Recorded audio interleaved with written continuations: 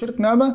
Allah üçin etmeli zadyny, Allah Taala'nın razylygy üçin etmeli ibadetini Allah'dan gaýrysy üçin etmek ýa-da Allah Taala'nın eýe bolan syfatyny mahlukatyna ýönkemek, ol näme şu ýönkanyň sebäpleri şonu Allah Taala deňediň bolýar. Şoň üçin şoňa musulmanlar. Çünki biziň içimizde musulmanlaryň içinde, hatta biziň öz türkmenlerimizin içinde de dinler adında käbir kişiler var. Peygamberimiz Muhammed sallallahu aleyhi ve sellem şeýle bir zatlary ýönkeýärler. Şol diýen geplerine Kur'an'da we sünnetde we ähli sünnetin akidesinde we köne kitaplaryň hiç birine yok. Misal üçin Peygamber gaýby bilýär diýerler.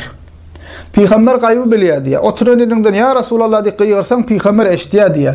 Yetiş ya Rasulullah diýsen yetişýär diýär.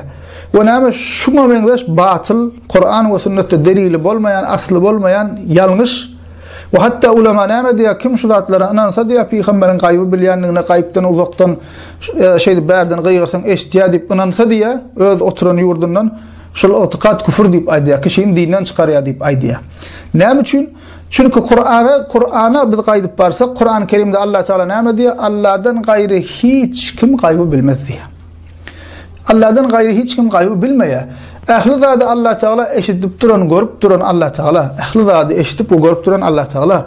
Sen gaýby bilmekligi we ähli zady eşitip görüp durmakligi ýa-da uzakdan eşitmekligi mysal üçin ölüp ýatan adam gabyryna ýatyrsan, bärden oturup näme men eşitdiýär, menden halymdan habardar diýsen, Allah'ın sıfatyny mahluka ýani yaradylana ýönkedin bolýar we bul hem näme kişini adamy dinden çykarýar. Şoň üçin musulmanlar şoňa benzeş ýalňyş inançlardan näme? Peygamber hakkında ýalňyş inançlardan ägä bolmaly.